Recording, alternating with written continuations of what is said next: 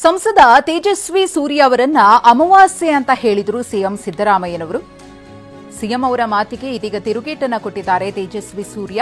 ಅಮಾವಾಸ್ಯೆ ದಿನವೂ ಕೂಡ ಸೂರ್ಯ ಇರ್ತಾನೆ, ಹುಣ್ಣಿಮೆ ದಿನವೂ ಸೂರ್ಯ ಇರ್ತಾನೆ.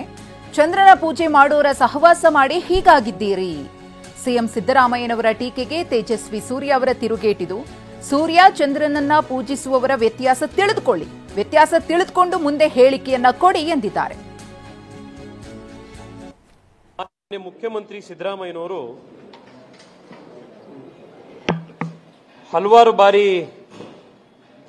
ನನ್ನ ಬಗ್ಗೆ ಮಾತನಾಡ್ತಾ ವೈಯಕ್ತಿಕವಾಗಿ ಅವರು ಇರುವ ಸ್ಥಾನಕ್ಕೆ ಶೋಭೆ ತರದಲ್ಲೇ ಇರುವಂತಹ ಕೆಲವು ವೈಯಕ್ತಿಕ ಟೀಕೆಗಳನ್ನು ಮಾಡ್ತಾ ಇರ್ತಾರೆ. ಈ ಹಿಂದೆ ಕೂಡ ಚುನಾವಣೆ ಸಂದರ್ಭದಲ್ಲಿ ಮಾಡಿದ್ರು. 2 ದಿನಗಳ ಹಿಂದೆ ಕೂಡ ಮತ್ತೆ ಅದೇ ಶಬ್ದವನ್ನು ಬಳಸಿ ಟೀಕೆಯನ್ನು ಮಾಡಿದ್ದಾರೆ. ಪ್ರತಿ ಬಾರಿಯೂ ನನಗೆ ಆಶ್ಚರ್ಯ ಆಗೋದೇನು ಅಂತಂದ್ರೆ, ಸಿದ್ದರಾಮಯ್ಯನವರು ಹಿರಿಯರಿದ್ದಾರೆ, ಲೋಕಾನುಭವ ಇರೋರಿದ್ದಾರೆ. ಆದರೆ ಅವರು ಬಹುಶಃ ಅಮಾವಾಸ್ಯೆಗೂ ಹುಣ್ಣಿಮೆಗೂ ವ್ಯತ್ಯಾಸನೇ ಗೊತ್ತಿಲ್ವೇನೋ, ಅವರಿಗೆ ಹೊರಗಡೆ ಹೋಗೋರು ನೋಡೇ ಇಲ್ವೇನೋ ಅಂತ ಎಷ್ಟೋ ಸತಿ ಭಾಸ ಆಗುತ್ತೆ.